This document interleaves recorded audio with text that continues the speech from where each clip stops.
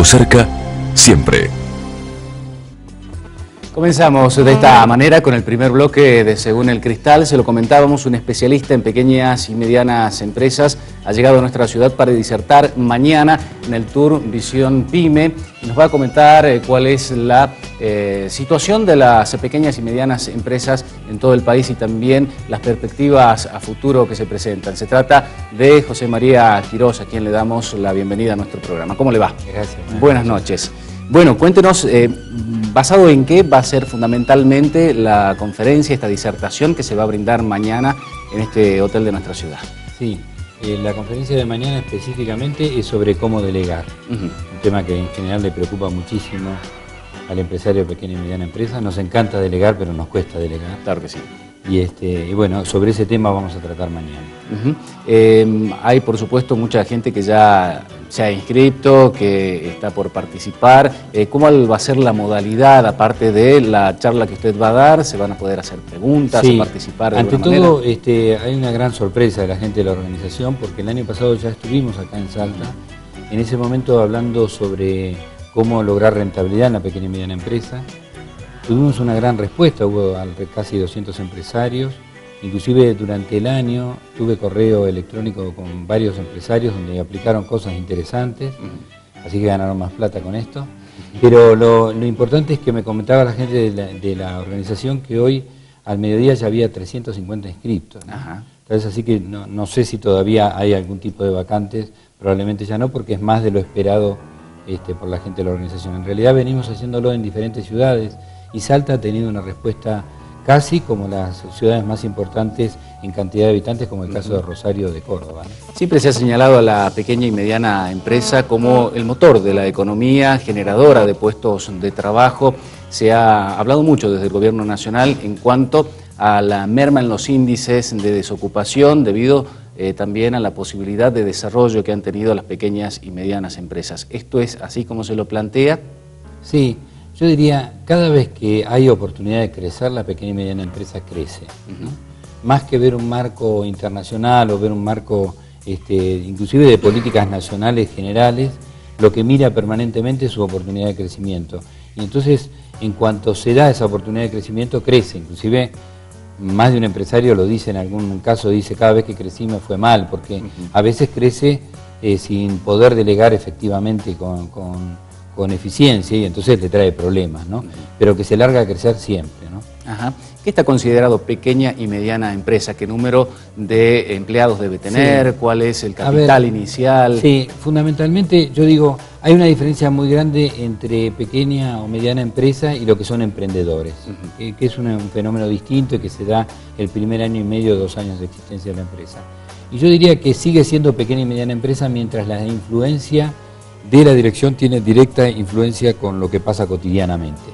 Yo digo, un banco multinacional es muy difícil que lo que está pasando en un mostrador tenga mucho que ver con lo que la dirección en ese momento está esperando que pase e interviniendo.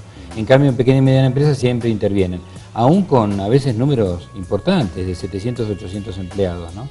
Digo, yo creo que eso es lo que más separa pequeña y mediana empresa de una gran compañía, ¿no? De una compañía grande. Los emprendimientos o las pequeñas empresas de origen familiar, por ejemplo, ¿cómo encuadran dentro de esta situación y cuáles son las posibilidades que tienen de competir por ahí cuando no tienen la preparación necesaria en materia empresarial, cuando quizás tampoco conocen demasiado sobre normativa impositiva y toda una serie de requisitos que se les exige? Bueno, mira, ante todo, el 80%, cuando las empresas comienzan, el 20% son familiares.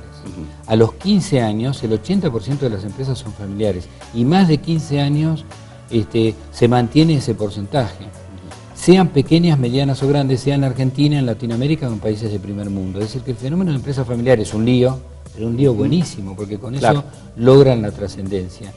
Yo creo que hay una cierta capacidad de manejo de la empresa que es independiente de la formación formal y que hace que el empresario tenga capacidad para llevarla adelante. Y muchas veces, aunque parezca mentira, los hijos se van formando en esa empresa y hacen su propia carrera empresaria con muchos problemas y muchos conflictos, pero la verdad, acertadamente, porque vuelvo a repetir, cuando después de los 15 años la mayor parte de las empresas que logran trascendencia son familiares, inclusive en las empresas grandes. ¿Hay algún tipo de diferencia entre las empresas de estas características y que se ubican en el interior del país con las que se pueden desarrollar en un ámbito de ciudades más grandes, más avanzadas, más industrializadas, en cuanto a la concepción de lo que es la empresa y su vinculación social? Sí, yo creo que lo que es en pequeña y mediana empresa, lo que vale muchísimo es la especialización, ¿no? Inclusive no hay competencia que les pueda tocar si realmente la pequeña y mediana empresa se especializa. Y en eso las economías regionales son muy importantes, de los dos lados. Cuando traen productos o servicios de afuera porque necesitan entender el mercado local y que el de afuera no lo entiende, o cuando sacan del mercado local productos regionales que también necesitan saber cómo explotarlos y cómo negociar con esos productos. Entonces, en los dos casos, pequeña y mediana empresa tiene un fuerte valor en cada localidad, ¿no? Después, lo otro, la verdad es que en los últimos años ha habido una apertura muy grande. Bueno, esto que yo decía hoy de la cantidad de inscriptos en esta jornada es una muestra de que el empresario está preocupado por su capacitación, ¿no? Claro.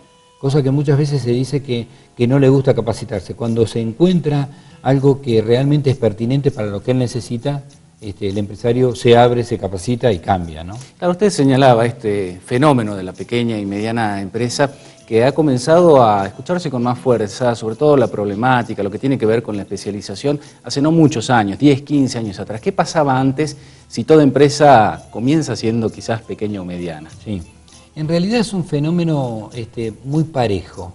No en los primeros años, que cuando los gobiernos se ocupan o cuando las crisis... A ver, lo que más le afecta a pequeña y mediana empresas son los grandes cambios. Tiene una gran cintura, pero claramente cuando ha habido crisis financieras importantes, parates del país muy importantes, le afectan en ese momento. Siempre le afectan mucho más a los nuevos que a los que llevan años. Es muy difícil que una empresa después de 10 años cierre fácilmente, aunque desde el empresario lo siente muchas veces ya con una mochila difícil, porque ya tiene una estructura y ya tiene una historia y gente ahí adentro. Sin embargo, es muy difícil que cierre una empresa después de los 10 años. Y en cambio, las empresas nuevas tienen una alta mortandad. Y ahí es donde afecta mucho las políticas. Yo diría que las empresas de más de 10 años siempre tuvieron en cualquier momento del país una estabilidad muy grande, ¿no? En general.